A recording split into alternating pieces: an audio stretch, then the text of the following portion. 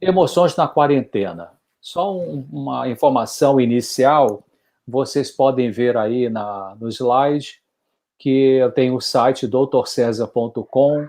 Esse é um slide, aliás, esse é um site que toda semana tem um artigo novo com temas gerais de saúde emocional, saúde mental, psicoeducação, geralmente artigo não longo, 1,5 páginas, e tem muitas informações ali. O Portal Natural é um site já bem antigo, mas com muitos vídeos. E o programa que eu apresento na TV Novo Tempo, o programa chamado Claramente, você pode ver no youtube.com/claramentent. Tem tantos os programas do passado que eu apresentava sozinho, como agora está dentro do Vida e Saúde. Bom, nós estamos vivendo numa situação anormal, não é, pessoal? Nós estamos vivendo nessa situação que gera uma reação emocional em todos nós. Não é normal o que a gente está vivendo. Nós estamos no segundo slide, viu, pastor? Então, pode colocar tudo na tela, por favor? Que aí... Isso. Então, veja bem, nós estamos vivendo uma situação que não é normal, isso gera uma perda, né? O chamado luto psicológico.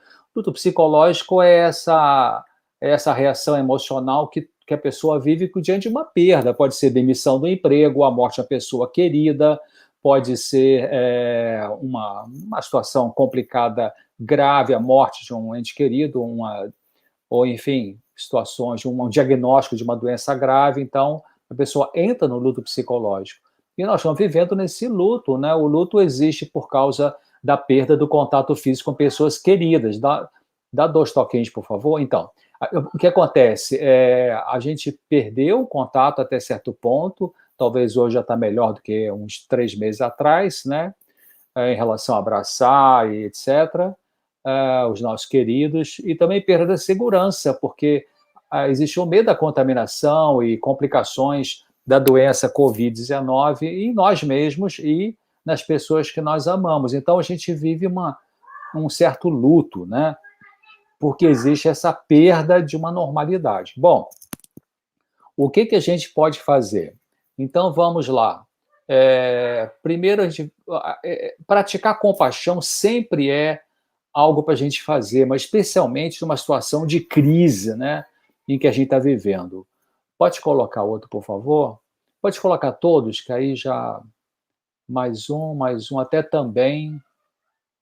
Ok, obrigado. Então, a gente... claro, você já sabe, vou passar um pouquinho rápido sobre isso, que é o uso de meio de comunicação para nossas conexões, para não ficar tão isolado assim, aqueles que ainda estão bem isolados. O significado espiritual dessa situação que a gente está vivendo. Qual é o significado espiritual?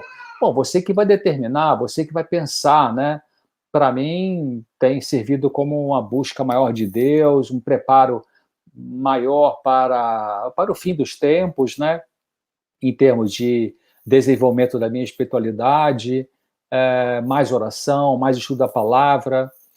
Então, vem um sentimento, diante dessa perda vem sentimentos na gente, né? Vem vontade de chorar, vem uma raiva, vem o medo, vem uma ansiedade, depende do momento, depende da situação, né? Então, a gente precisa expressar e experimentar o sentimento que aparece. O sentimento não é o problema, né? O problema é o que a gente faz com o sentimento ou o que o sentimento faz com a gente. Então, se você um dia está meio triste porque ouviu uma notícia ruim de uma pessoa que foi contaminada, que está no hospital com estado grave, seja pela Covid, ou seja por outra situação, e você fica com uma tristeza, dá vontade de chorar, deixa o choro sair. Né? O choro, ele é deixando sair, ele é um desabafo, ele alivia, né? Não precisa ficar preocupada, não, eu sou cristão, não posso chorar. Não, não é isso que a Bíblia diz, né? A Bíblia diz que tem as emoções, mas não deixa as emoções ter você. Então, por exemplo, quando Paulo fala lá em Efésios, né, irai-vos e não pequeis. O que ele está dizendo aí? Ele está dizendo que você pode ter uma emoção, mas não deixe a emoção levar você a pecar. Então, tem personagens bíblicos, como, por exemplo, só um exemplo, né? Ezequiel, você vai lá em Ezequiel, capítulo 3, verso 14, o que que ele diz? Naquele dia estava acontecendo alguma coisa com Ezequiel, que era um homem de Deus, um profeta de Deus, tem um livro na Bíblia com o nome dele, escrito por ele, inspirado pelo Espírito Santo, e ele, Ezequiel 3,14, ele fala, eu estava angustiado, com tristeza, no ardor do meu espírito, mas a mão do Senhor era forte sobre mim. Então, naquele momento, naquele dia, ele estava com algumas emoções dolorosas, mas Deus estava com ele ali, né? Então, se você estiver sentindo um momento de tristeza, não precisa fingir que você não está triste. Também, claro, você não vai colocar isso nas redes sociais para mostrar para todo mundo, né? Você apenas vai expressar isso. Primeiro para Deus, né? Porque Deus é aquele que presta atenção nas nossas emoções, que está perto da gente, que nos escuta, que nos dá um colo. Qual a diferença entre expressar e experimentar o sentimento? Expressar, você verbaliza, você fala, né? Davi, no Salmo 13, por exemplo, que é um salmo muito interessante, são apenas 6 versos, os 4 primeiros, Davi está expressando o seu sofrimento. Deus, estou triste, o Senhor me abandonou, né, eu não aguento mais e tal. E aí ele desabafou com Deus, e aí os últimos 2 versos no Salmo 13, Davi, então, mas eu confio no Senhor, o Deus da minha salvação, meu Deus querido, tal, tal, tal. Não está exatamente essas palavras, mas esse é o contexto, né, do que está ali. Então, quando você expressa um sentimento que precisa ser expressado, você se alivia. E experimentar o sentimento é diferente. Expressar é falar, experimentar é você viver aquele sentimento que pode ser desagradável sem você fugir para algum tipo de coisa, né? Tem pessoas que fogem para uma droga, né? Fogem para um comprimido de calmante, fogem para uma compulsão para compras, para jogo, para sexo, para comida, um monte de coisa, né? Em geral, as compulsões elas servem para tentar anestesiar algumas emoções que a pessoa não está conseguindo ainda administrar. Então, diante da pandemia, é normal, seja você uma pessoa de muita fé ou de pouca fé, de religião ou sem religião, é normal a gente ter certo medo, é normal a gente ter uma ansiedade até certo ponto, né, de contaminação. Só que a gente vai aprendendo a lidar com isso para que essas emoções não tomem conta da gente. O próximo slide, por favor. Então, é importante você não se atacar dizendo eu não deveria estar sentindo isso porque outras pessoas estão piores do que eu. Bom, peraí, é verdade, tem pessoas que estão piores que você, tem alguém que mora lá, um morador de rua, né? Ou tem alguém que está com fome essa hora e não tem dinheiro para comprar comida, tem alguém que está entubado na UTI, né? Então é verdade, mas o seu sofrimento, Deus está olhando para ele é seu. Ele tem uma categoria que para você é um sofrimento, então você precisa respeitar. Não é também fazer o papel de vítima, mas também não é depreciar que você tem um tipo de dor emocional, né? Cada um tem uma dor emocional no nível que pode ter. Outra coisa é a maneira da dor ir embora, é atravessando essa dor. O que é isso? Você vai viver essa dor. Você vai falar primeiro para Deus, desabafar. Lá em Ezequiel, Deus fala, né? Vinde, apresenta as tuas razões, né? Jesus fala, vinde a mim, né? Eu vos aliviarei. Então a Bíblia é cheia de convites que Deus faz para a gente primeiro ir a Ele para desabafar. E pode ser que, dependendo da situação, dependendo da intensidade dessa emoção, dependendo dos recursos psicológicos que você tem ou não tem na sua mente para lidar com emoções difíceis, então Deus pode usar alguma pessoa para te ajudar. Então você vai desabafar com teu pai, com tua mãe, com teu tio, com teu irmão, com teu cônjuge, com teu marido, com a tua esposa, né? Com um conselheiro profissional, enfim, para você poder ter um alívio. Então, todos nós temos um deserto para atravessar, é verdade, temos isso não só em relação à Covid-19, mas em relação a outras provações na vida. E Deus vai com a gente, Ele prometeu isso, né? Inclusive o Salmo 91:15 é um salmo muito lindo, ele fala de 5 passos ali. Deus está falando, Ele me invocará, quer dizer, você procura Deus. Segundo, eu o ouvirei, Deus promete que vai te ouvir. Terceiro, estarei com ele na angústia. Então Deus está sendo honesto, tem horas que nós temos uma angústia, né? e eu livrarei você dessa angústia e o glorificarei. Então, olha esse espaço, está no Salmo 91:15. Você invoca Deus, você procura Deus, ele vai te ouvir, ele vai te dar um apoio na hora difícil, na emoção difícil, ele vai te livrar em algum momento e ele vai te glorificar isso na vida mais à frente. Bom, o próximo slide, por favor. Então, claro, você já sabe disso, também vou passar rápido. Esse grupo de amigos de WhatsApp, para você não ficar numa solidão muito ruim nessa pandemia, nesse isolamento social, nessa quarentena, né? Então você faça contato, já está fazendo com certeza, telefone para os seus familiares e amigos, né? Escolha um novo hobby, aprenda alguma coisa nova, mantenha a sua mente envolvida com alguma atividade, ao invés de ficar parado e pensando em coisas trágicas, ou ao invés também de ficar ligado o tempo todo em televisão, vendo notícias trágicas, porque tem um monte de notícias até contraditórias, né? Bota máscara, não bota máscara, não precisa de tanto isolamento, não precisa sim, né? Então, é um negócio meio maluco essa pandemia, né? Então a gente tem que ter uma seleção do que você vai escutar para não ficar realmente com muita agonia. O próximo slide, por favor. Bom, é importante exercitar a paciência porque leva tempo para a gente se adaptar numa realidade nova, né? Ou seja, nós estamos vivendo uma situação agora, tem que botar a máscara, né? Eu quando vou no supermercado e volto para casa, então trago as coisas e aí tem que higienizar. Então eu tenho que ter paciência com isso. Não adianta eu me rebelar contra isso, embora às vezes isso me chateia bastante, frustra, né? Porque mexeu com o esquema convencional de vida, mas tem que exercitar paciência com essa situação. Escolher uma atividade física de sua preferência com exercícios como exercícios aeróbicos, alongamentos. Quem tem possibilidade e tem segurança, está permitido algum parque que você possa ir, e meia natureza, vai com a sua máscara, fique mais afastado das pessoas, mas faça a sua caminhada, isso ajuda muito. Não posso sair, não tem lugar para eu ir, é só dentro de casa, tá bom, abre a janela, de frente para a janela, você faz alguma atividade física, que isso ajuda o cérebro a funcionar melhor.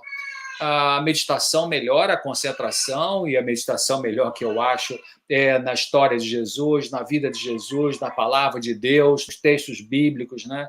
A meditação ela alivia também e melhora a concentração. Bom, nós estamos no mesmo barco nessa pandemia, isso significa que as outras pessoas não poderão ser tudo o que queremos, porque elas também têm suas lutas emocionais, têm a sua agenda de atividades, têm a sua rotina. Então vamos entender isso, né? Não ficar exigindo das pessoas aquilo que elas também têm uma luta, né, na vida delas. Próximo slide, por favor.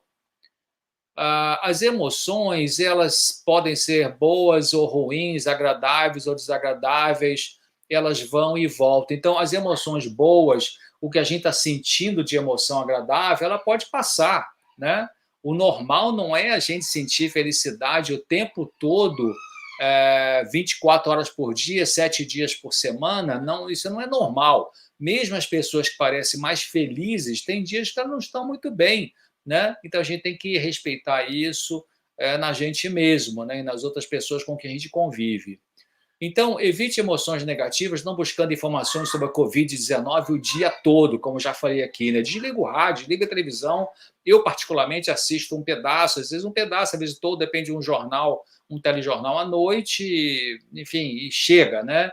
Claro, porque eu já sei os sintomas, já aprendi o que eu tenho que fazer. Se você ainda tem dúvidas, então pergunte ao médico ou alguém confiável, mas de fonte segura, né? Cuidado com informações aí na internet que tem muitas contradições, né? Então pergunte a seu médico, né? Alguém confiável e tal.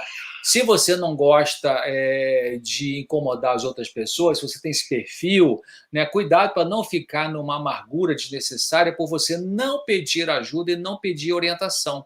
Eu vou voltar a falar um pouquinho daqui a pouco sobre isso, mas toda família tem geralmente um membro da família que é esse. Não quero dar trabalho. Não, eu me viro sozinha ou sozinho. E a pessoa acaba não pedindo ajuda para várias coisas, né? Inclusive com informações. Não, peça informações, busque informações, né? Busque desabafar, tome iniciativa de você também encontrar um alívio para o seu sofrimento. Dá mais um toquinho, por favor, aí nessa página mesmo. Então, esses são 2 sites. Se você está sentindo que não consegue melhorar, se você está com uma ansiedade, se você está com uma angústia, se você está dormindo mal por causa da pandemia, né? Quer dizer, da pandemia para cá, você começou a ter muita tristeza, está chorando muito, ou está sem energia, ou está desanimado, ou está ansiosa, ou muito irritado e precisa de uma ajuda psicológica profissional online, esses são 2 sites, ó, fabricaderelacionamentos.com.br e ouvidoamigo.unb.org.br. Esses são 2 sites que têm uma equipe grande de psicólogos e psicólogas cristãos que atendem em alguns horários que eles podem, de forma voluntária. Então, você pode acessar, e quem não tem condições de pagar uma consulta com psicólogo, aí vai ter uma opção de receber essa ajuda gratuitamente nesses 2 endereços. Próximo slide, por favor. Vou pensar um pouquinho agora da pandemia na família. Então, será que o estresse que a pessoa está vivendo, que você está vivendo talvez, será que é só da pandemia? Porque tem alguns casais que estavam já com alguma dificuldade antes da pandemia, né? Então, cuidado que a pandemia pode mascarar coisas que não são da pandemia. Outra coisa importante, seus filhos são realmente terríveis, porque algumas mães estão reclamando, não aguento agora ficar em casa o dia inteiro com essas crianças, porque a mãe ia trabalhar fora, está fazendo home office, ou o pai, né, também, impaciente ou estressado, e as crianças que iam para a escola agora estão fazendo aula online. Então, será que as crianças são terríveis mesmo? Né? Pensa bem, as crianças no isolamento social também elas sofrem com isso. No começo, talvez março, abril, por ali, as crianças poderiam ser, que legal, não preciso ir para a escola, vou ficar em casa, vou brincar o tempo todo e tal. Mas depois já foram vendo que não é bem assim, né? Porque sente falta dos coleguinhas, é muito diferente uma aula online da aula presencial, né? As crianças não, durante algum tempo não podia ir no playground ou no parquinho, ou enfim, na praça, e aí ficava muito confinada dentro de casa, isso vai estressando essas crianças. Então, essas crianças precisam, seus filhos, né, seja qual for a idade, mesmo adolescente, precisam e têm o direito de expressar o medo delas, a dúvida, a ansiedade, a insegurança. Então, o que a gente vai fazer? A gente vai acolher essas crianças, né? Deixa elas fazer perguntas. Quando as crianças fizerem a pergunta, mãe, o vírus vai entrar aqui dentro de casa, por exemplo, né? Não dê uma resposta apenas assim, não, para com isso, que bobagem, não precisa ficar nervoso, vai lá brincar com seu brinquedo. Não, você para um pouquinho, desliga lá o feijão do fogo, né? Desliga seu celular, senta ali e fala, querido, qual é o medo que você tem? Fala para a mamãe, fala, ou fala para o papai, fala. Então você dá um colo, você escuta essa criança, você deixa ela falar, responde as perguntinhas dela sem muita explicação detalhada, precisa dar uma aula de imunologia, né? Claro, né? Sobre o vírus, né? De genética, mas responde algumas perguntinhas, dá um colo e diga alguma coisa que possa trazer paz para essa criança, né? Tipo, não, a gente aqui lava a mão, não, o papai quando vem do trabalho ele vai tomar banho, usa álcool gel, a gente tem uma máscara quando vai ali no parquinho, fica tranquilo, a gente está tomando conta, a mamãe sabe o que vai acontecer, o que vai fazer, né, se tiver alguma coisa com a gente aqui. Então, porque às vezes alguns pais bem intencionados, eles podem não ligar para essa questão de que as crianças também na pandemia, não só na pandemia, mas também, elas têm uma ansiedade. O meu netinho de 3 aninhos, quando ia fazer, aqui mora em Jacareí com a minha filha, meu genro, tem o de 3 aninhos e de 6 aninhos.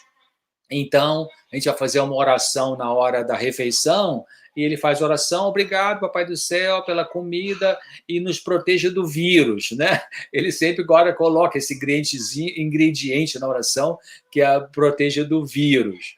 Aí, vez outra, eu já perguntei para ele, e você, o que é o vírus? Por que você tem medo do vírus? Eu alimentei um pouquinho a conversa para ele poder falar um pouquinho dos medinhos dele, da ansiedade dele, para ele poder desabafar, e aí eu dei um colinho para ele.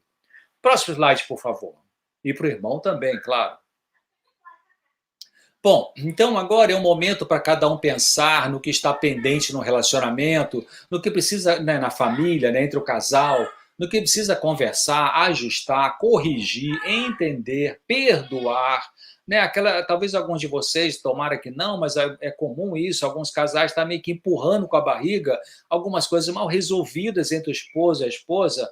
Então, agora, mais tempo dentro de casa, é um momento de realmente ajustar essas coisas, sentar e conversar para tentar resolver. Então, use parte do tempo que tiver dentro de casa para conversar sobre esses assuntos, né? É uma oportunidade de não mais adiar o que estava engasgado aí na vida conjugal. Então, claro, é mais difícil esse momento, né? Quem está convivendo em quarentena em casa, o marido trabalhando em casa, a esposa também, para aqueles casais que já estavam com alguma complicação conjugal, alguns até já estavam à beira do divórcio, então agora tem que se confrontar ali, alguns já estavam separados de quarto e tal. Então, claro, tem uma diferença de como funcionavam os casamentos, né?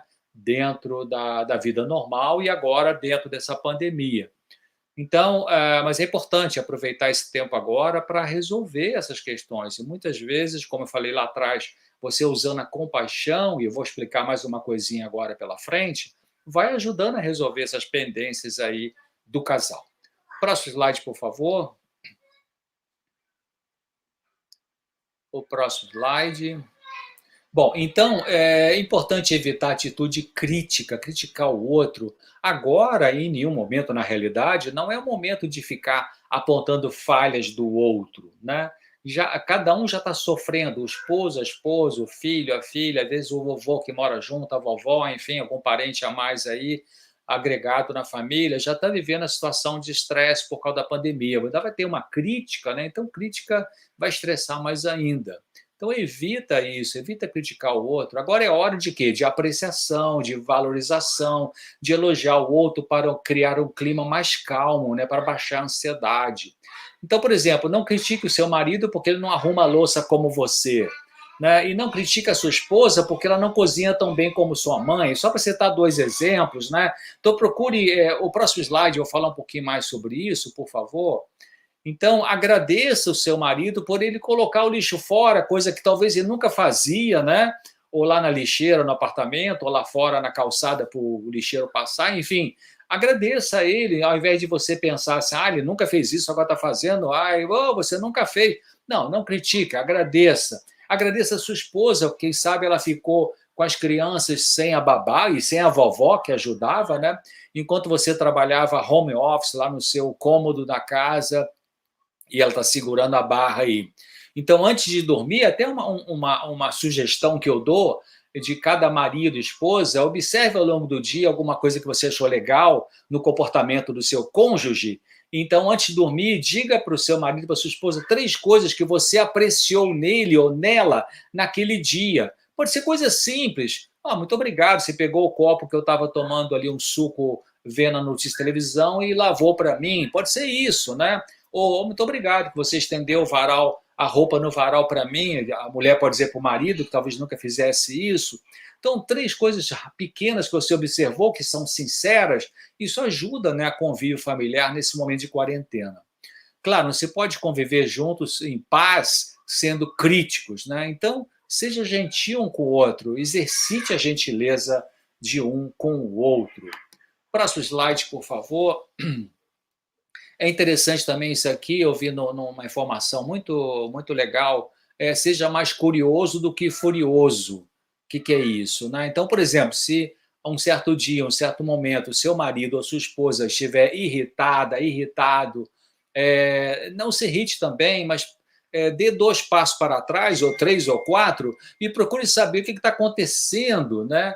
Para que a pessoa tenha ficado tão irritada, tão irritado, mas procure saber o que está acontecendo e com a mentalidade de ajudar. Você vai lá perguntar, querida, por que você está tão nervosa? Ou querido, por que você está tão nervoso? Tem alguma coisa que eu possa fazer para ajudar? Então você faz a observação com a intenção de ajudar e não para criticar e não para ironizar. Isso ajuda muito, né? Incentiva a pessoa a falar, expressar a sua zanga com respeito, claro, né, ela vai falar com respeito, e não traga aquilo como alguma coisa pessoal, né? Porque às vezes a pessoa não está bem aquele dia, sei lá, qualquer coisa, né? E aí ela vai estar mais impaciente. Então você pode incentivar. Você quer falar do que está te irritando? Você quer desabafar um pouco do que está te incomodando? E essa pessoa que vai falar, então é importante que ela fale sem agredir o outro, né? E que ela fale de uma forma, mesmo que tenha uma emoção mais forte, mas que ela não atinja o outro com aquilo ali que ela quer desabafar. E o outro vai só escutar com respeito. Próximo slide, por favor. Muito importante isso, você permitir que seu familiar se sinta mal ou bem na pandemia, porque você vê, tem pessoas que são mais otimistas, elas podem se sentir melhor, né, sem tanto medo, sem tanta ansiedade de contaminação, de sair, de ir na rua, etc. E você pode conviver com um familiar que tem mais medo, né, que está com mais insegurança, mesmo agora, com 6, 7 meses já de pandemia. Então, importante, não critique o seu parente porque ele não está tão ansioso como você, né? Algum parente pode falar assim: nossa, eu estou tão ansiosa com essa pandemia, você parece que nem liga para nada, onde está a sua cabeça? Ei, peraí, né? Não, você tem que respeitar que o outro tem um pensamento mais otimista, está mais confiante, sei lá, tem mais defesas, né? E o contrário também é importante, você não vai criticar essa pessoa que é mais ansiosa, mais preocupada, meio que soltando uma piada ou fazendo uma ironia. Nossa, você está tão ansiosa, tão ansioso com isso, né? Então, cada um vai respeitar, porque cada um lida emocionalmente com essa pandemia da maneira que consegue, né? E isso não tem que ser igual para todos. E aí é importante você usar de empatia. A empatia é você procurar entrar dentro do outro e tentar imaginar como que aquela pessoa está sentindo aquilo que ela está sentindo, ao invés de você criticar só porque você não sente da mesma forma. Próximo slide, por favor. É importante negociar o tempo em casa. Então, existe tempo para tudo. Até Eclesiastes capítulo 3, né, diz lá que tem tempo de abraçar, tempo de não abraçar, tempo de conversar, tempo de ficar calado. Então, nesse momento, em quarentena, você vai negociar. O marido, a esposa pode querer um tempo para estar sozinho, sozinha, né, sem criança perto, sem ninguém perto. Ele tem direito, ela tem direito a isso. Então, organize o seu dia de maneira que um dia você fica com as crianças e seu marido fica sozinho ali para ler o livro dele, para meditar, para orar sozinho. Outro momento, no mesmo dia ou no dia seguinte, o seu marido fica com as crianças para você ter o seu tempo sozinha, né, de ler, de quem sabe tirar um cochilo, ou assistir algum vídeo, ou meditar e orar. Então, na família, em quarentena, vai ter um momento para cada um ficar sozinho, vai ter um momento para o casal estar sozinho, para conversar certas coisas, vai ter um momento para as famílias estarem ali, as crianças estarem juntas e brincando, a criança brincar sozinha ou você brincar com ela. Então, não é nem todo mundo junto o tempo todo e nem é todo mundo separado o tempo todo. Tem tempo para cada um dentro dessa situação que você pode organizar. Vamos ver o próximo slide. Então, planeje o seu dia, mas sem rigidez. Você pode fazer uma lista mental, até botar no papel, né? Mas sem uma rigidez, porque de repente você pode mudar um pouco essa lista aí. Divida a tarefa em casa. Crianças pequenas não podem assumir coisas difíceis, claro, mas dependendo da idade, elas podem até cooperar com pequenas tarefas. Por exemplo, esse meu netinho de 3 anos, vai fazer 3 anos em novembro, a minha filha tem na casa dela uma máquina de secar roupa que tem aquela tampa redonda que é na altura dele. Então, quando ela vai lá para tirar as roupas, de secar, para dobrar, etc., ela chama, vem cá, Telzinho. Aí o Telzinho vai lá e pega a roupa, dá para a mamãe, ele pega a roupa na secadora, entrega para ela, né? Bota isso aqui no lixo para a mamãe. Então, a gente vai dividindo as tarefas em casa. Eu sei que em algumas casas, especialmente com adolescentes às vezes que não foram bem educados desde pequenos a cooperar, né? Então pode ficar lá com o quarto bagunçado e não estende a toalha após o banho, ou pode ser o marido também, um marido descansado, né? Que acha que a esposa é empregada, né?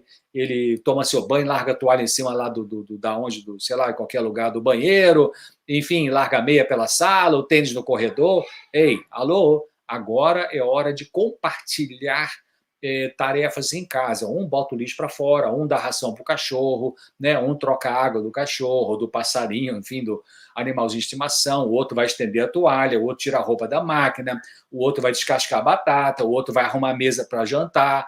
Então, Ah, mas eu não estou acostumado com isso, porque a mamãe sempre fazia, a empregada sempre fazia, ou minha mulher sempre fazia. Tá, mas agora é hora de cada um colaborar nessa casa, né?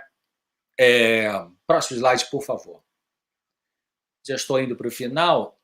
Então, vamos supor que tenha surgido um momento de tensão que agitou a emoção de alguém, do marido, da esposa, da criança, do adolescente, em casa. Então, respire fundo, conte não só até 10, mas conte até 50, né? Vai lá tomar um banho, deixe o sangue esfriar, pense, né? Quando surgir um atrito em casa. Deixe passar pelo menos meia hora para você ter o tempo de refletir, de acalmar as emoções, para depois você falar com serenidade.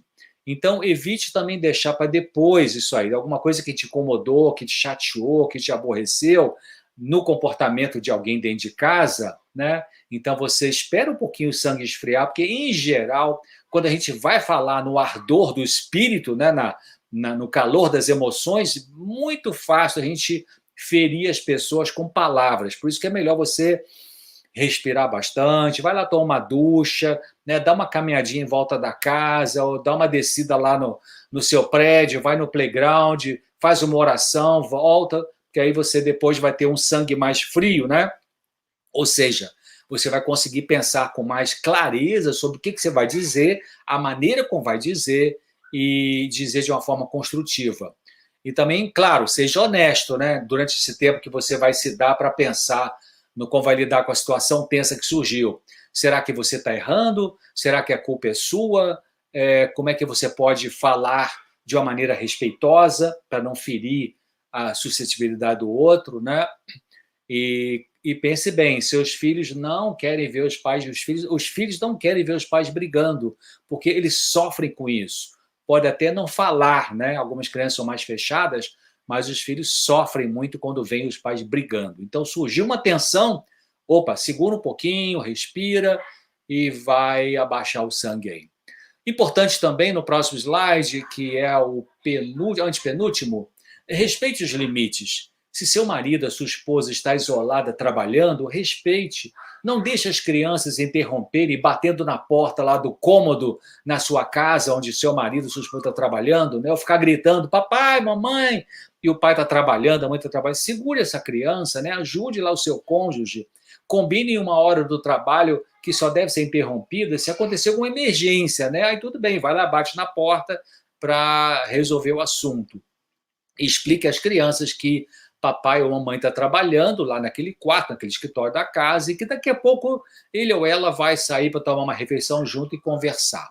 O próximo slide, por favor, que é o penúltimo. Então, seja claro ao fazer um pedido para o seu esposo ou sua esposa. Isso é muito importante porque tem pessoas que não são muito claras no seu pedido, né? É mais comum na mulher do que no homem, porque é uma diferença psicológica entre homem e mulher. Quando a mulher faz um pedido para o homem, em geral, ela não pode não ser muito clara, né? Muito objetiva, ela pode pedir mais com linguagens acessórias, vamos dizer assim. Então, seja mais clara no que você está pedindo, né? Lembra que eu falei lá atrás, eu vou repetir aqui, tem pessoas que têm dificuldade de pedir ajuda e por isso se sobrecarregam de atividades. A gente chama isso, pode chamar as pessoas codependentes ou não, mas tem pessoas que têm realmente, vai cuidar da comida, vai cuidar de receber a mercadoria que entregar em casa, vai dar banho na criança, vai arrumar o jantar do marido, vai botar ração para o cachorro, vai trocar roupa de cama, enfim. Ei, então, peraí, se você tem esse perfil de assumir 10 pianos nas suas costas, né, de carregar muita responsabilidade, divida isso, peça ajuda, não assuma tudo, né? Peça ajuda de uma forma clara, tipo, você pode descascar a batata para mim? Você pode pegar ali na portaria do prédio uma encomenda que acabou de chegar? Você pode estender a roupa que está na máquina que acabou de bater no varal? Então seja objetiva, né? Objetivo, não fale assim, alguém pode me ajudar nessa casa aqui, ninguém me ajuda. Ajuda em quê, né?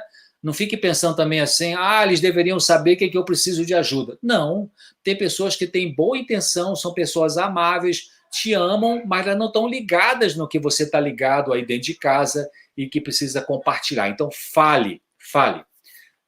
Claro, com respeito. O último slide, então, por favor. É isso aí. Então, só repetindo o meu site, doutorcesar.com, toda semana tem um texto novo. O meu programa na TV, o youtube.com/claramente NT de Novo Tempo, é o que eu apresento. Você pode ver os vídeos ali, dos programas já gravados, 2017 para cá. Eu termino com duas imagens. Uma é essa, de Jesus andando aqui na Terra, curando pessoas, dando colo para as pessoas, perdoando as pessoas, alimentando as pessoas com sua graça, fortalecendo. Então, ele está aí perto de você agora. Preste atenção. O Senhor Jesus disse: estarei convosco todos os dias até a consumação do século. Então, ele está através do Espírito Santo. Então, pode chegar-se a ele. O próximo slide, que é o último. Chegue-se a ele, né, agora mesmo, quando terminar essa live, conversa com ele.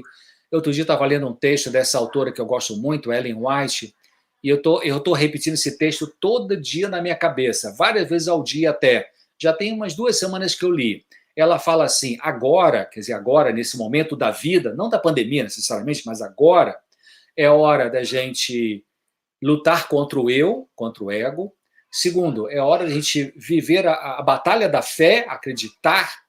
É hora da gente dedicar à oração e é hora de acreditar que Deus está cuidando da gente. Vou repetir: é hora de lutar contra o eu, é hora de acreditar da batalha da fé, é hora de dedicar tempo à oração ao longo do dia e é hora de você acreditar que Deus está cuidando. Então, muito obrigado pela atenção, estou disposto a responder algumas perguntas e um grande abraço a todos vocês, queridos.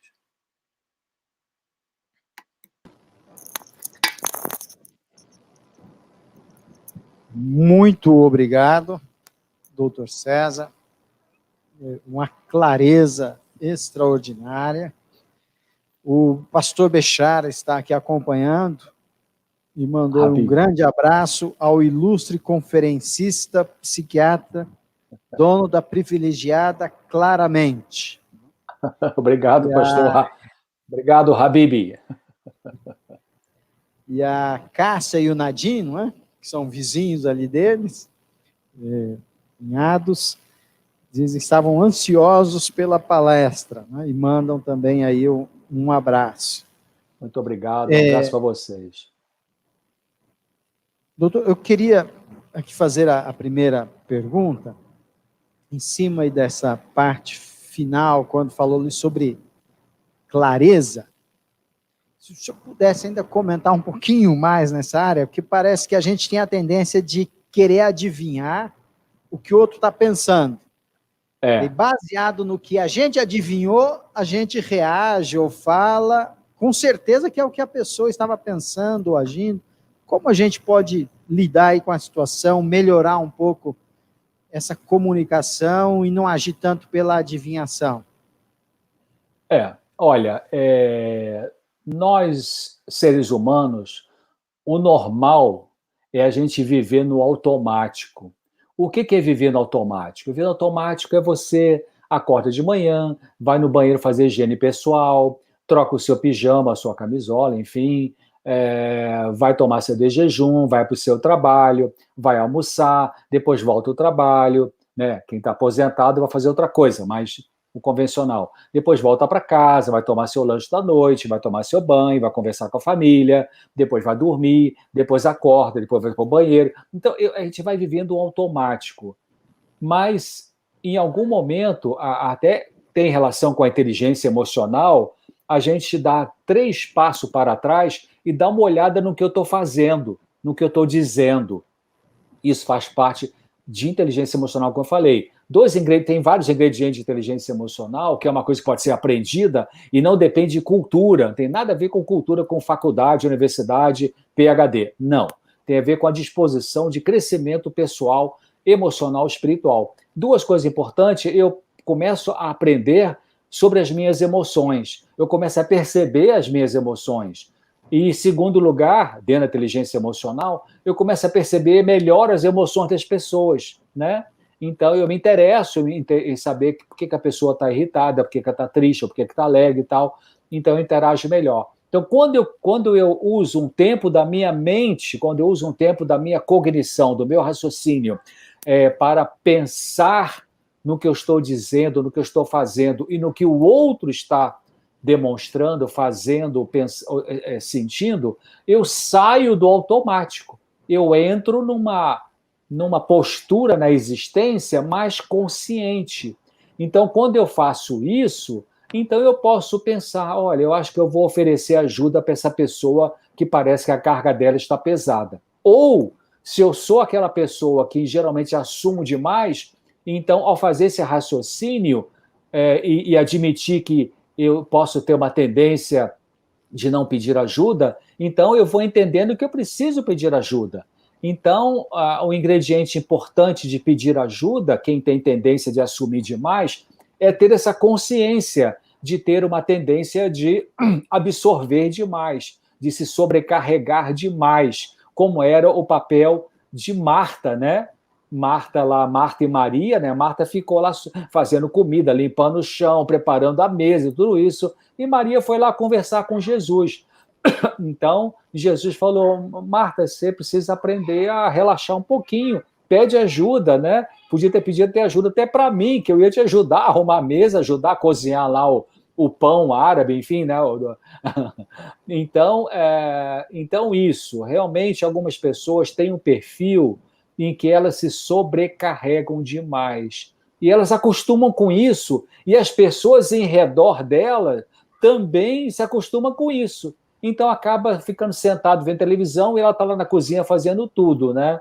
Então tem que aprender a falar. Se você que está ouvindo o que eu estou falando tem esse perfil de absorver demais, fale. Você tem direito de falar, você tem direito de repartir, de compartilhar, de pedir ajuda para aquelas tarefas que cabe outras pessoas te ajudarem. Isso é verdade na igreja, é verdade na família, é verdade na empresa, né?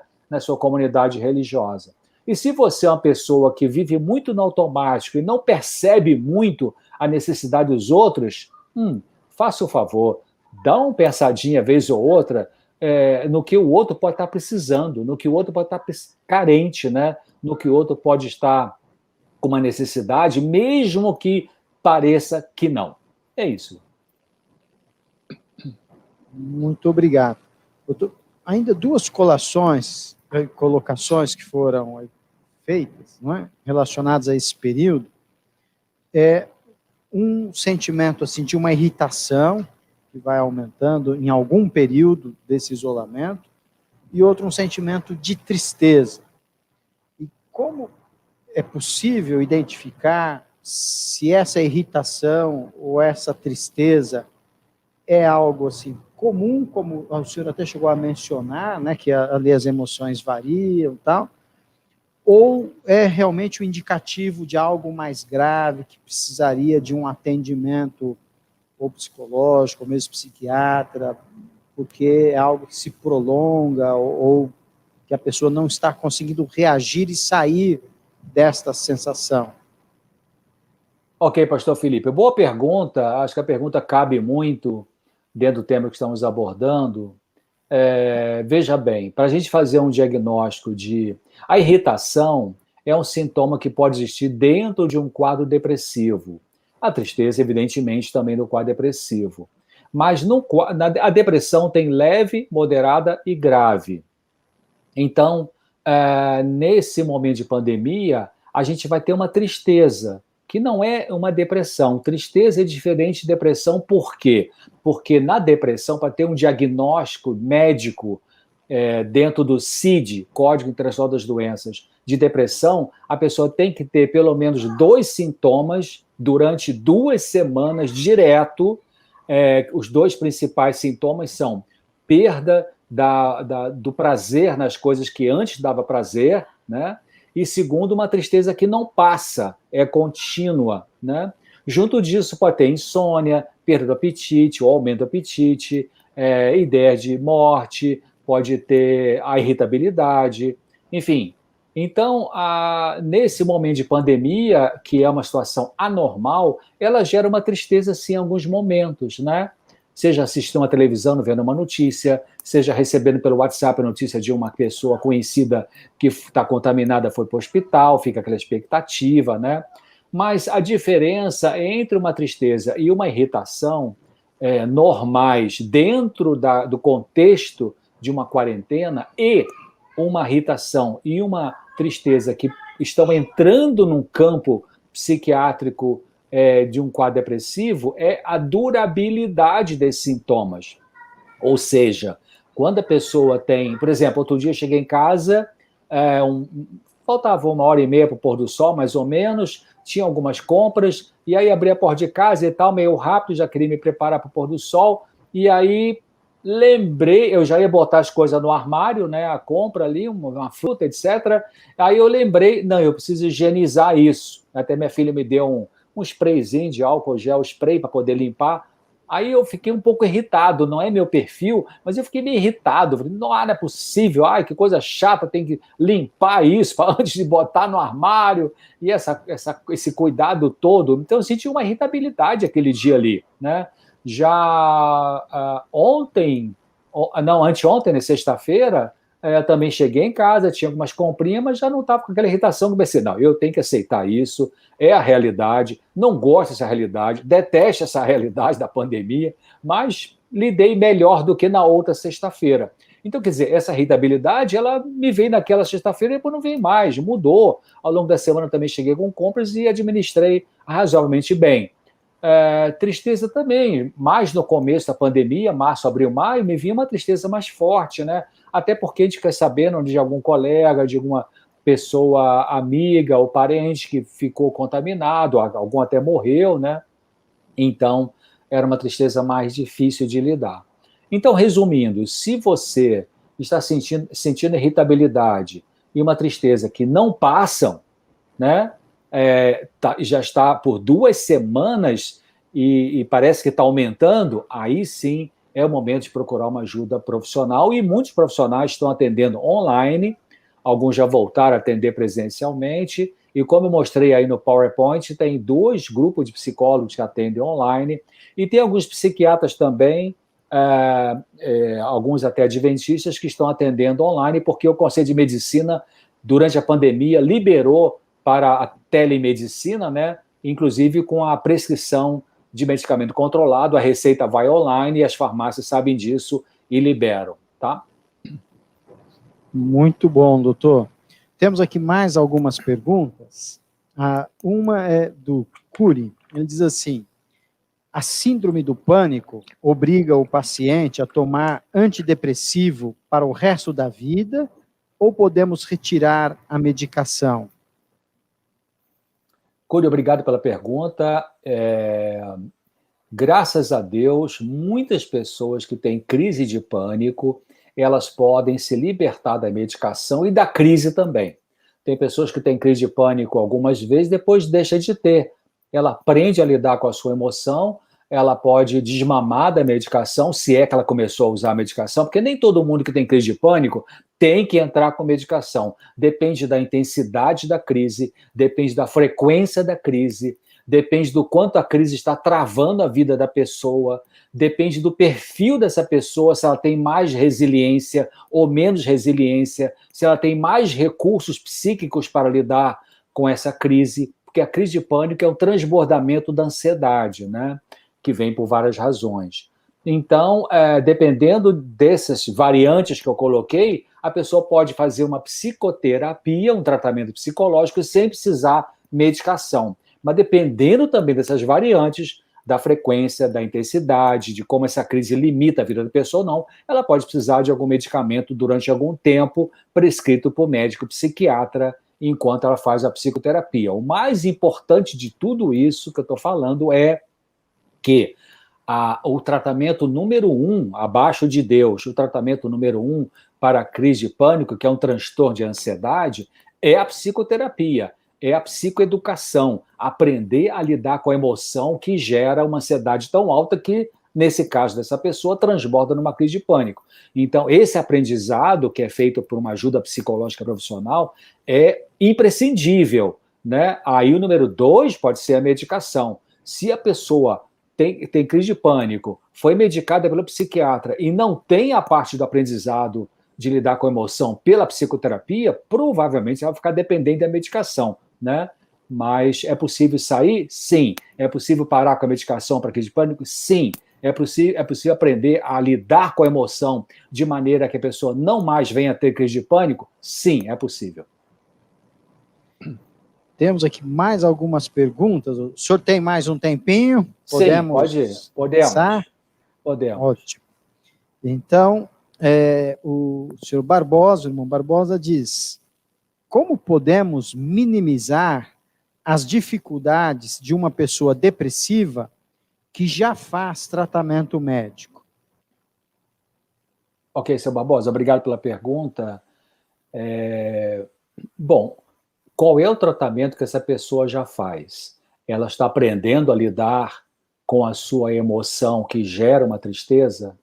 Ela já aprendeu a lidar com a perda que motivou essa depressão?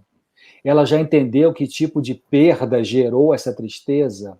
Porque, às vezes, na depressão, o que mantém a pessoa numa postura depressiva não é quem ela perdeu. Perdeu o trabalho, perdeu finanças, perdeu alguém que amava pela morte, ou pelo afastamento, ou pela traição, enfim. Mas o mais importante, às vezes, da pessoa entender para poder sair da depressão é o que ela perdeu nessa perda, né? Então, vamos supor de uma pessoa que foi muito agarrada demais, né, tinha uma simbiose afetiva com um parente. Aí esse parente morre. Então, é um desastre para essa pessoa, né? Talvez o irmão dessa pessoa, vamos supor que a mãe de alguém morra, mas um filho era extremamente simbiótico com essa mãe, extremamente amarrado com essa mãe. Então vai ser muito sofredor a morte dessa mãe para esse indivíduo que tinha essa dependência afetiva dessa mãe. E o seu irmãozinho, a sua irmãzinha, a sua irmã pode sofrer também, mas não vai sofrer tanto porque tinha uma melhor independência afetiva. Então, importante isso, para a pessoa sair da depressão, ela precisa desabafar. Já chorou o suficiente? Se ainda não, tem que chorar. Mas já chorou o suficiente? Então agora é hora de parar de chorar. Segunda coisa, será que você que está deprimido mantém costumeiramente pensamentos catastróficos, pensamentos pessimistas, pensamentos de derrota, pensamentos de autoacusação, autodepreciação, pensamento de desesperança? Se você mantém isso na sua cabeça o tempo todo e está usando um antidepressivo, o antidepressivo não vai dar conta de segurar isso, porque você vai precisar aprender a construir uma forma de pensar com gratidão, com esperança, com pensamentos saudáveis. Se você é adventista do sétimo dia, encontre um livro chamado Mente, Caráter e Personalidade, volume 2, tem um capítulo que essa autora escreveu que se chama Hábitos de Pensamento. Dá uma lida nesse capítulo. Vou repetir. Mente, Caráter e Personalidade, volume 2, o capítulo chama Hábitos de Pensamento. Ela explica direitinho ali a importância do conteúdo do pensamento para a pessoa vencer ou ser vencida por um estado depressivo ou qualquer outro estado, né? Então, é importante isso, porque também para o estado depressivo, seja leve, moderado ou grave, o número 1 é a psicoterapia, o número 2 é a medicação.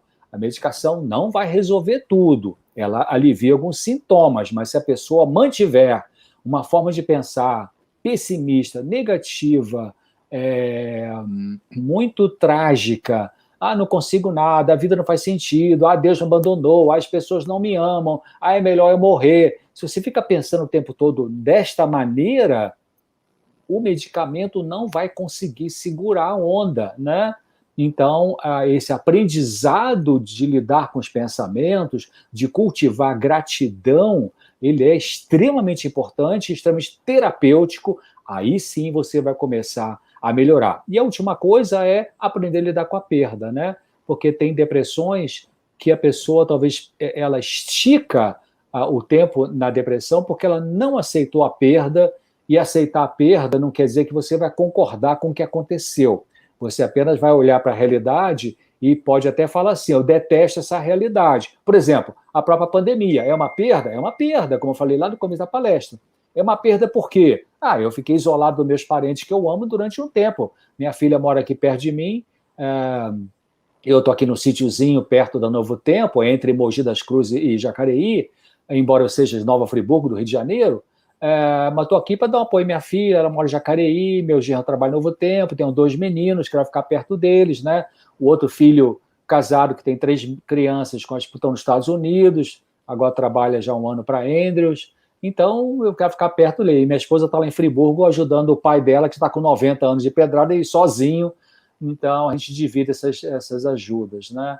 Então, durante o começo aqui foi difícil, eu fiquei triste, meu netinho queria abraçar, não, eu tinha aquele medo, não vou abraçar, não pode, não pode, aquela coisa maluca, né?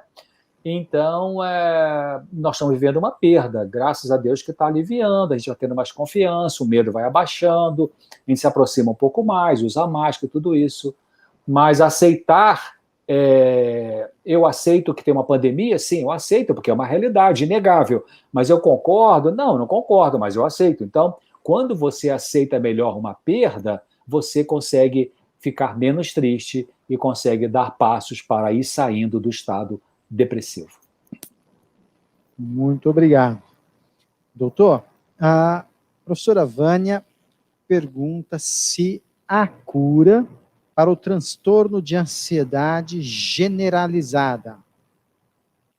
Professora Vânia, obrigado pela pergunta. É uma pergunta também bastante oportuna. Tem várias maneiras de a gente estudar a ansiedade do ponto de vista psicológico no ser humano, né? Existe uma ansiedade que, na verdade, os filósofos usam a palavra angústia. Eu prefiro a palavra até angústia, né? Angústia existencial. Alguns cientistas, neurocientistas, dizem que a angústia é a mãe das psicopatologias. Que isso? A angústia seria a mãe, a origem, né, de todos os sofrimentos mentais que os seres humanos passam. Inclusive, alguns autores falam que a própria depressão pode ser uma defesa da angústia. Enfim, mas quando a gente estuda, vamos sair da angústia existencial filosófica, que tem a ver com uma natureza pecaminosa, e vamos entrar na ansiedade psicológica. Então, a ansiedade, ela é um alarme na vida, uma ansiedade alta, porque a ansiedade todo mundo tem. A ansiedade é normal, né? A ansiedade normal todo mundo tem, igual temperatura, todo mundo tem 36,5 centígrados ou Celsius, isso é o normal. Mas quando você tem uma febre, 37,5, 38, 39, você tem uma febre, a febre é sinal de que tem alguma coisa infectada e inflamada no seu corpo. Então, quando a pessoa tem uma ansiedade muito alta, é sinal que tem conflitos na vida dessa pessoa que estão gerando essa ansiedade muito alta, que pode, essa ansiedade alta, ser manifestada pelo pânico, pela fobia, pelo transtorno obsessivo compulsivo, por um estresse pós-traumático, de várias maneiras, né? Na ansiedade generalizada, é muito comum a pessoa que tem isso, desenvolve isso, ela tem um perfil de ansiedade, ou seja, essa é uma outra maneira de olhar a ansiedade humana. Tem pessoas que têm ansiedade traço e ansiedade estado. O que é isso? Ansiedade estado é quando você temporariamente está mais ansioso, mais ansiosa que o normal. Por exemplo, vai fazer uma entrevista para um emprego, vai fazer a prova do Enem, vai fazer uma prova para tirar a carteira de motorista, ou como diz São Paulo aqui, a carta de motorista, né? Enfim, você vai ter um casamento, então gera uma ansiedade, mas depois a coisa volta ao normal. Isso é ansiedade estado. Agora, algumas pessoas têm ansiedade traço. O que é isso? Desde pequena já era uma criança mais ansiosa que seus irmãos, mais do que a média. E essas pessoas que já têm uma ansiedade traço, é uma coisa meio biológica, né? Elas podem ter um aumento dessa ansiedade em função de algumas situações traumatizantes ao longo da vida. Então, a pessoa vai viver com ansiedade generalizada o tempo todo? Não, também não. Ela vai poder aprender a lidar com isso, com a psicoterapia, talvez um pouquinho de medicação temporariamente, mas talvez ela não vai conseguir abaixar esse nível de ansiedade igual outras pessoas que não têm ansiedade traço, que tem a ver muito com genética e também com epigenética. Doutor, podemos fazer mais 3 perguntas? Sim, podemos. Chegaram aqui. Tá. E só um comentário do do tio Nadim, né? O senhor se lembra bem dele? Com o pastor Bechara, ele disse que hoje à noite ele aprendeu que o sorriso é a curva que endireita tudo. Ele pediu para mandar essa mensagem. É verdade. A Cícera pergunta sobre a bipolaridade diante de momentos de depressão. Ela se manifesta, a depressão provoca a bipolaridade ou o contrário? E se esse momento depressivo ela aflora mais? Boa pergunta, Cícera. Obrigado pela sua pergunta. A pandemia, ela pode exacerbar significa aumentar algumas situações psiquiátricas pré-existentes. Então, se a pessoa já tinha um transtorno afetivo bipolar antes da pandemia, na pandemia ela pode ficar mais alterada. Depende, se está na fase depressiva, pode ficar mais depressiva, ou pode ficar mais resistente a melhorar. Se está na fase eufórica, pode ficar mais realmente excitada, né?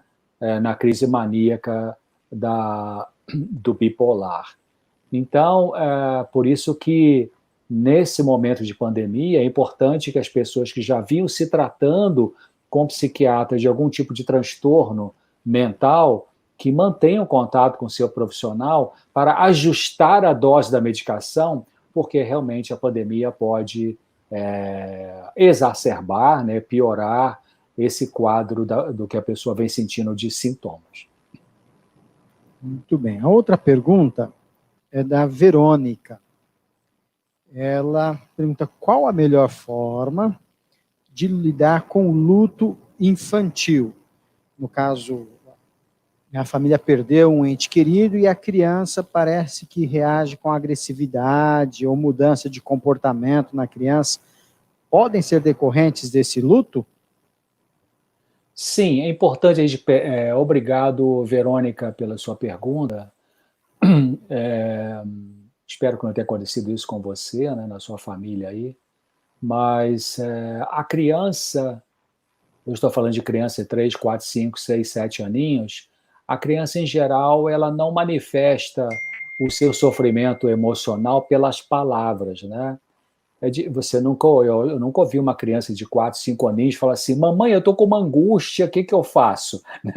A criança não tem, porque ela não tem essa percepção de que aquilo que ela está sentindo é uma angústia. Então, como é que as crianças pequenas manifestam o sofrimento emocional que elas têm, né? Por isso que Ellen White, essa autora que eu gosto muito, ela tem várias citações dela maravilhosas. Ela fala assim: as crianças têm sentimentos de sofrimento igual à pessoa adulta, né? Ela fala outro texto que ela diz que as crianças devem ser tratadas, numa mesma família, devem ser tratadas de forma igual, de forma diferente, porque elas não são iguais, né?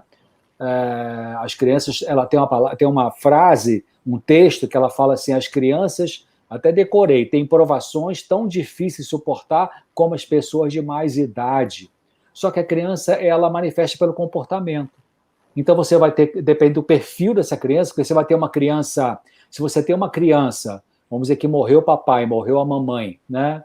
Então a criança tem um perfil já mais proativa, é uma criança que enfrenta, que contesta, né? Uma criança que questiona as coisas, então esse é um perfil. E tem outra criança, pode ser o irmãozinho dessa irmãzinha, que é mais de ficar caladinha, mais introvertida, engole mais as coisas. Então, dependendo desse perfil, quando há um luto numa criança, todas as duas vão manifestar pelo comportamento. Uma vai ficar mais irritadiça, mais impaciente, mais desobediente, vamos colocar entre aspas aí, né? E a outrazinha, que é mais quietinha, vai ficar mais triste, vai talvez não ter muito mais ânimo para brincar, ou vai brincar menos tempo, ou enfim, pode ter... em algumas crianças que estão começando um quadro depressivo, em algumas, né, pode ter a enurese noturna. O que é isso? Ela volta a fazer xixi na cama quando ela já conseguia controlar. A criança pode regredir, querer voltar a deitar no bercinho do irmãozinho mais novo, pode querer usar chupeta ou bubu de novo, ou chupar o dedo, né? Ou fica grudando muito na mãe ou no pai, com muito medo. Esses são sintomas que a criança apresenta diante de um luto, né? De uma perda emocional importante para ela. O que o pai e a mãe vão fazer? Escutar essa criança, dar o colinho para ela, perguntar para ela o que está acontecendo, querida. Fala para a mamãe, fala para o papai.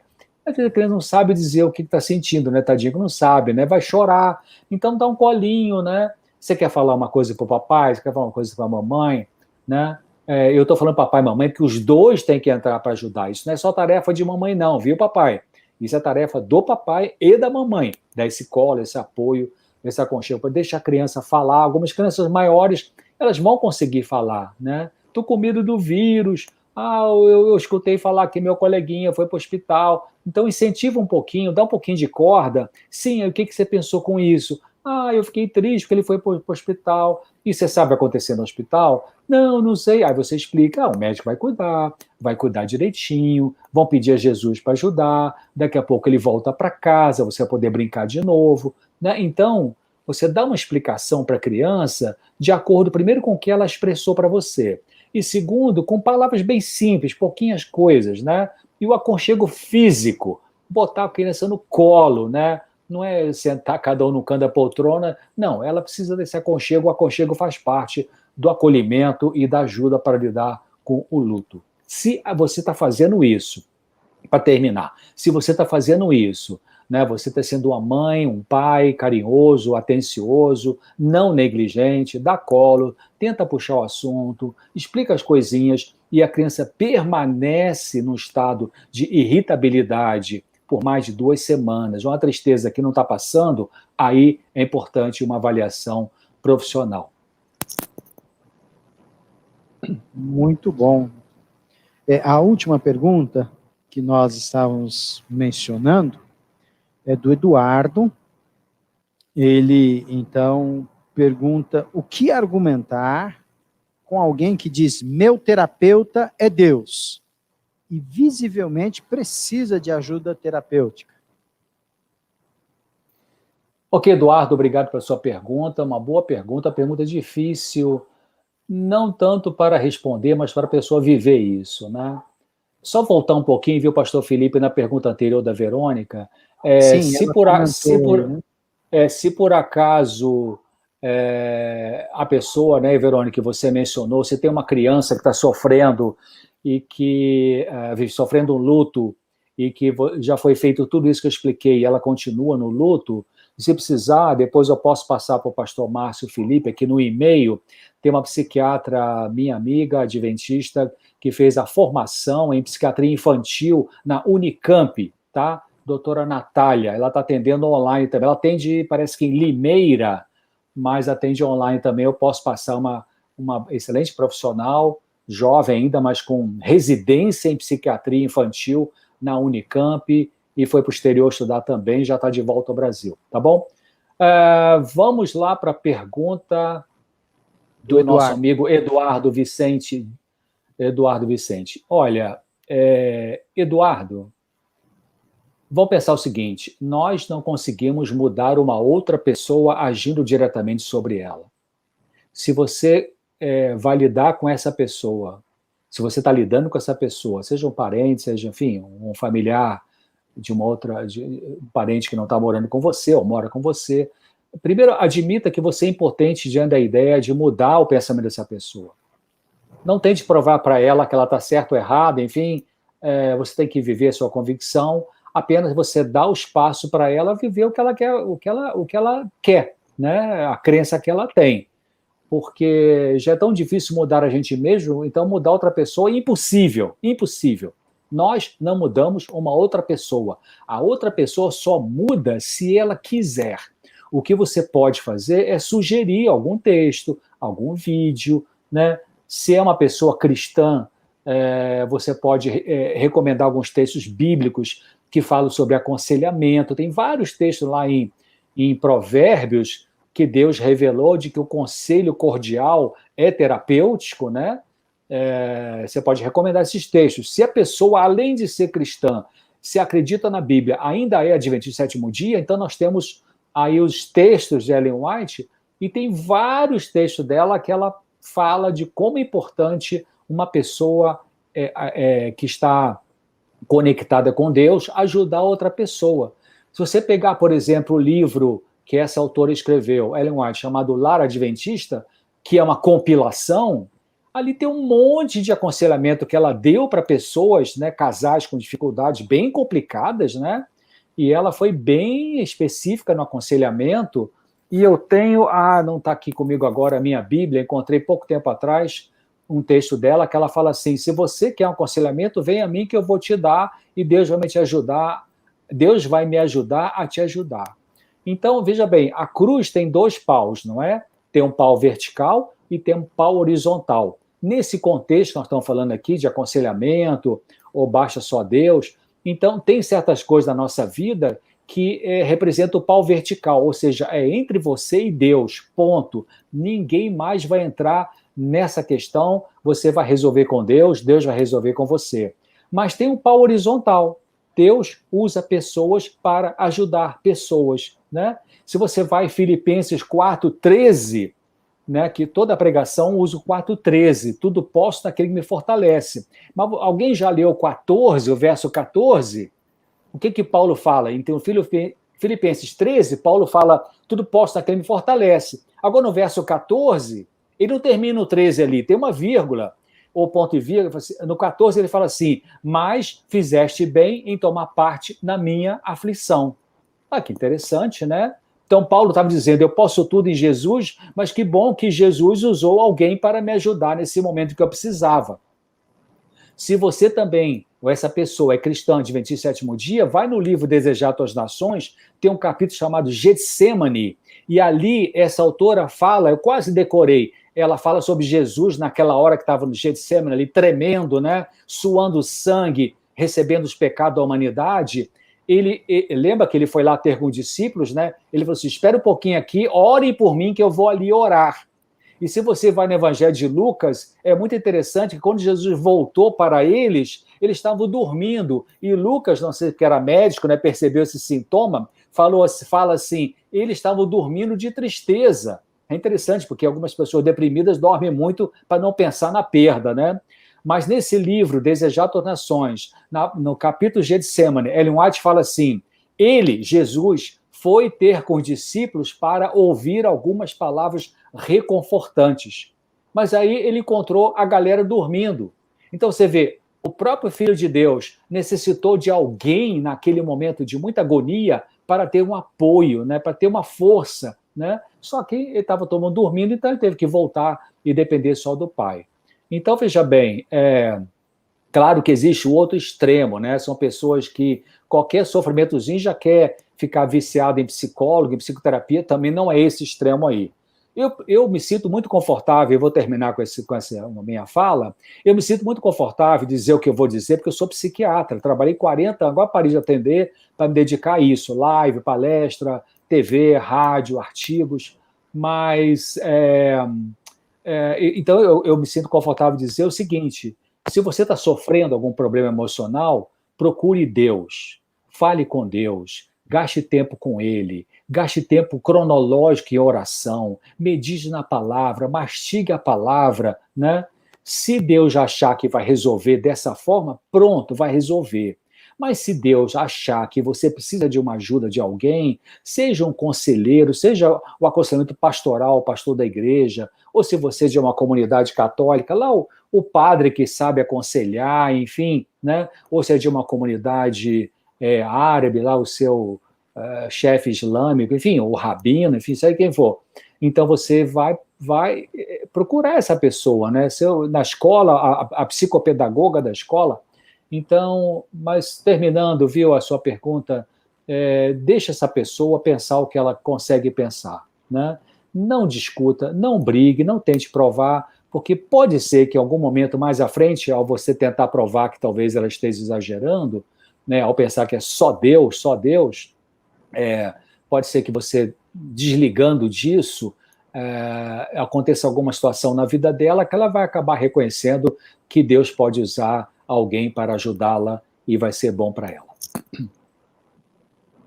Doutor, eu creio que o senhor acompanhou aí os comentários, né? São muitos elogios.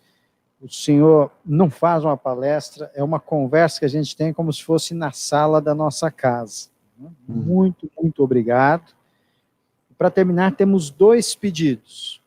Sim. Que o senhor faça a oração final, e o outro, que é um pedido que foi repetido aí nos comentários, é uma data para a gente marcar uma próxima palestra, um próximo encontro aí. Tá bom. Tomara que obrigado. seja presencial, né, pastor? Se Deus Aí na quiser. comunidade. Eu gosto muito da comunidade. Olha, sabe que aonde eu vou, e é verdade, eu sou adventista do 7º dia desde o final da faculdade de medicina, quando eu conheci a igreja adventista. Eu vim de uma família muito católica, graças a Deus, né? Meus pais eram muito, colocaram os 5 filhos dentro de uma vida de religião, de crença em Deus e respeito a Deus. Mas depois que eu conheci a igreja adventista e fui batizado, terminei medicina em 74, fui batizado em 75, conheci muitas igrejas em várias partes do Brasil e do mundo, mas eu nunca vi uma igreja com mais reverência, com melhor reverência do que a comunidade árabe aí da Vila Mariana, viu, pastor? Realmente, eu já falei isso em várias situações, várias igrejas, já falei, olha, parabéns, viu? Realmente vocês estão de parabéns, porque realmente tem que ter uma reverência na casa de Deus. E sinto saudades também, viu, daquele lanche gostoso lá, e coisa boa, né? Sim, o Muito pessoal bom. também, todos ali, se lembram É, com muita uma saudade beleza. das palestras, e os frutos também têm se multiplicado daquelas palestras, viu? Temos Que pessoas que beleza. estudaram a Bíblia, que foram batizadas, que hoje estão ali conosco Que também, beleza. Graças a buscaram Deus. redirecionamento na questão da saúde. Todos Ótimo. somos muito abençoados. Muito bem. Então Pode tá fazer bem, então. viu? Eu vou fazer a oração, então só para terminar, agradeço mais uma vez o convite aí, agradeço a Deus por essa oportunidade, agradeço ao pastor Felipe pelo convite, e agradeço a vocês pela atenção. Um grande abraço a todos, pastor Bechara, dona Nájila e os outros familiares deles, todos vocês.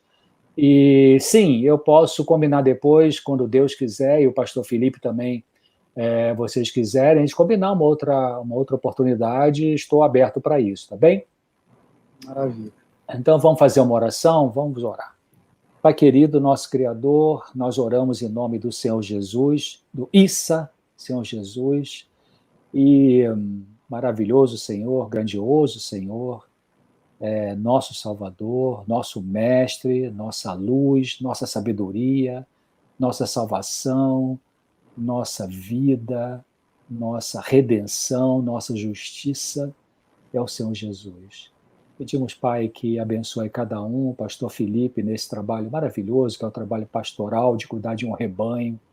Muito obrigado por ter protegido a ele, muito obrigado por ter recuperado a esposa dele, a saúde, e obrigado por estar mantendo também a proteção para cada irmão, cada irmã dessa comunidade, e aqueles que adoeceram, queira então recuperá-los, e pedimos que ao longo dos próximos dias e semanas o Senhor também nos proteja. Como eu costumo dizer para o Senhor, eu não peço que me livre da Covid, mas eu peço que me livre das complicações da Covid, porque a gente nunca sabe quando é que vai ter ou não, mas pelo menos nos proteja para que não tenhamos a infecção, se possível, mas também, se não for possível, para que tenhamos uma situação mais amena e não tenhamos complicações. Pedimos que o Senhor abençoe aquelas pessoas que estão lutando com essa doença, que estão talvez internadas, talvez em situação grave ou não, ou que estão em casa em quarentena.